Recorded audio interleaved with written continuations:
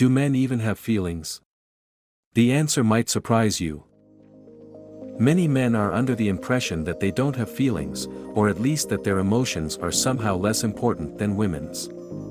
However, this couldn't be further from the truth, and science has confirmed it over and over again.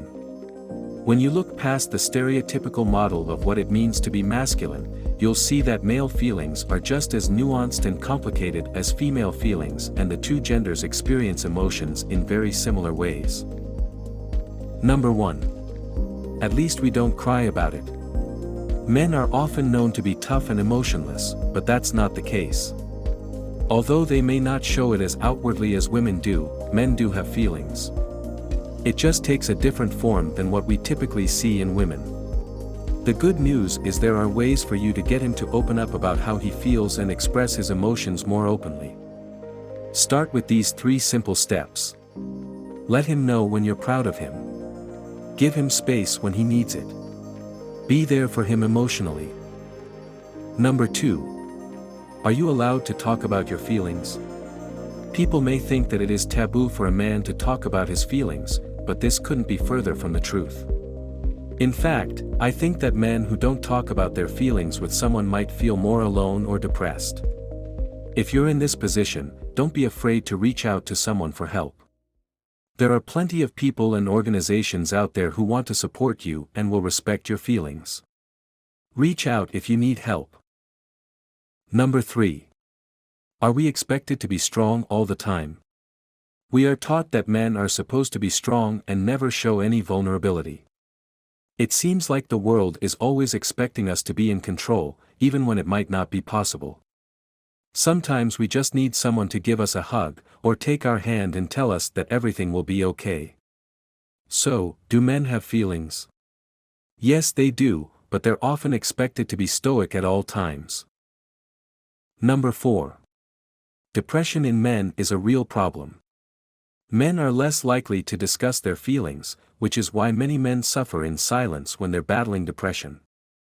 Depression often manifests itself in anger or drinking problems, but some more subtle symptoms include lack of interest in things they used to enjoy and withdrawal from friends and family. Many men also feel like a burden on the people around them, so that's why it's important for friends and family to be supportive even if the depressed person doesn't express his feelings. In order to help someone get through depression, you should show him kindness and compassion by being non-judgmental and understanding. It's also helpful to be patient with the person while he gets better. Number 5. Society doesn't help either. A recent study by the American Psychological Association found that men's mental health is declining, and they are less likely to seek help. While this is troubling on its own, the report also found that societal expectations of masculinity may be a factor in men's reluctance to seek help. If a man sees himself as someone who is supposed to be tough, he may not take the time or feel comfortable enough to get emotional support. Instead, he may turn his feelings inward and act out or drink excessively. He might even start abusing drugs or alcohol. As a result, men are more at risk for suicide than women. Number 6. Is it possible to talk about your emotions without being called weak? Many men are not encouraged to express their emotions, which is why they bottle up their feelings. Such behaviors can lead to addictions and aggressive behaviors. Changing this cycle starts with talking about men's mental health and letting boys know that vulnerability is okay. In recent years, we have seen a growing body of research show the power of talk therapy in treating disorders such as depression, anxiety, trauma, and addiction, especially when paired with medications. So it's no surprise that many experts now believe talk therapy should be the first line of defense in treating emotional disorders.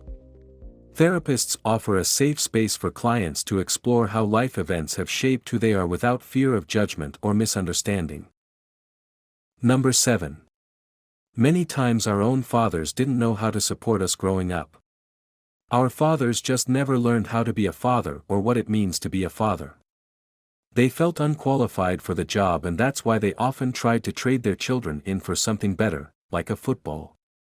But no one is more qualified than you are at being your child's parent, because you are the only one who knows what your child needs. What if we could teach fathers these skills? What if we could equip them with these skills so they can get closer to their children and love them the way they need to be loved? What if instead of feeling like an outcast among their peers, they had a place where they belonged with others who understood what was going on inside of them? What if every man knew he mattered in his family as much as his wife does? That would change everything. Number 8. Shouldn't I just man up already?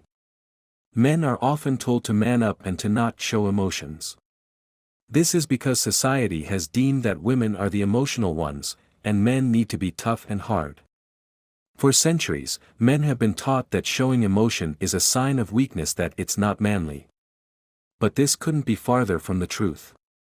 It turns out that it takes a lot more strength to show your feelings than it does to hide them away inside. After all, emotions are what make us human. When we ignore our feelings, they don't just go away, they turn into something else.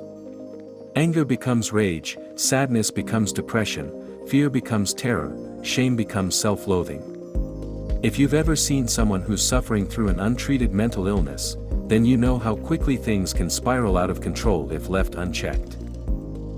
Number 9. Try to express your feelings.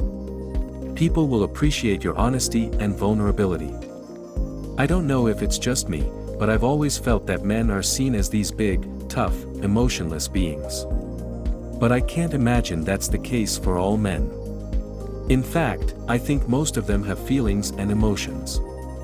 Whether they want to show them or not is another story. Growing up, you're always told that boys don't cry. So what happens when you finally let those tears out? Your friends will tell you to get a grip or stop being so emotional. And because we live in a society where our differences are accepted, your friends will eventually recognize and accept your newfound vulnerability. They will think more highly of you for showing the real you instead of hiding behind a facade. As always, we appreciate you watching. See you soon on Spirito Vivo.